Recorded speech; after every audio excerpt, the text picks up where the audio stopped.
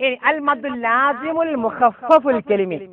മദ്ദുൽ ലാസിം എന്ന് പറഞ്ഞാൽ മദ്ദക്ഷരത്തിന് ശേഷം സുക്കൂൻ, സ്ഥിരമായ സുക്കൂൻ വരിക എന്നുള്ളതാണ്. മുഖഫഫ് എന്ന് പറഞ്ഞാൽ ഒറ്റ അക്ഷരത്തിലായും കൊണ്ട് ശ്രദ്ധില്ലാതെ വരിക എന്നുള്ളതാണ്. കെലിമി എന്ന് പറഞ്ഞാൽ ഒരു പദത്തിലായും കൊണ്ട്. നോക്കൂ,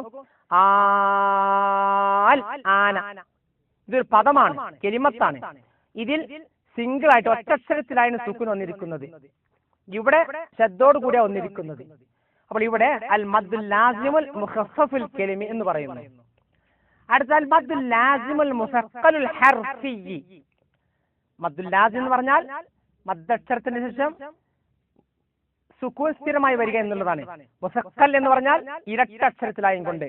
ഹർഫി എന്ന് പറഞ്ഞാൽ ഒറ്റക്ഷരത്തിലായും കൊണ്ട്. ഇവിടെ നോക്കൂ, അലിഫ് ലാം മീം, ഇത് മൂന്ന് അക്ഷരമായി കൊണ്ടാണ് വന്നിരിക്കുന്നത്. എന്നാൽ മീമിന് ഇവിടെ ശബ്ദോട് കൂടിയാണ് വന്നത്.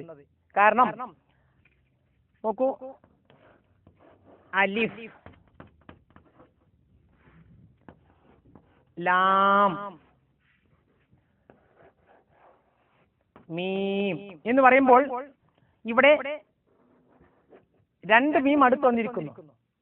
രണ്ട് മീം അടുത്ത് വന്നാൽ ഇതിനെ തമ്മിൽ ഇരട്ടിപ്പിക്കണം എന്നാണ്.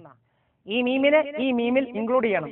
അപ്പോൾ ഇവിടെ ഓട്ടോമാറ്റിക് ആയിട്ട് ശബ്ദ വന്നു, അലിഫ് ലാം മീം. അപ്പോൾ ആ അക്ഷരം ഇരട്ടിച്ചു. സത്യത്തിൽ ഇത് ഒറ്റ അക്ഷരങ്ങളാകുന്നു. അതോടൊപ്പം ഇതിൽ ശബ്ദം വന്നിരിക്കുന്നു. അതാണ് അൽ മദ്ദുൽ ലാസിമുൽ മുസഖ്ഖലുൽ ഹർഫി എന്ന് പറയാൻ കാരണം. അലിഫ് ഹർഫി എന്ന് പറയുമ്പോൾ ഓരോരോ അലിഫ്, ഓരോരോ അക്ഷരം.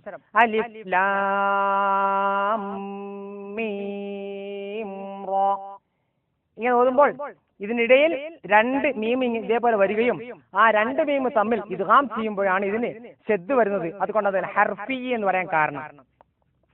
4 അൽ മദ്ദുൽ ലാസിമുൽ മുഖഫഫുൽ ഹർഫി.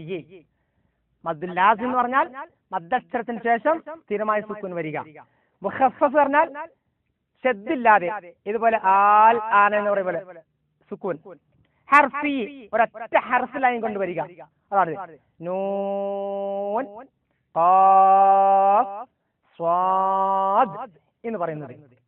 ചുരുക്കത്തിൽ അൽ മദ്ദുൽ ലാസിം എന്ന് പറഞ്ഞാൽ സ്ഥിരമായി സ്ഥിതി ചെയ്യുന്നതായി സുക്കൂൻ മദ്ദിന്റെ പിന്നിലായി ഒറ്റയായും ഇരട്ടയായി ഓതണമപ്പോൾ ലാസിമായി.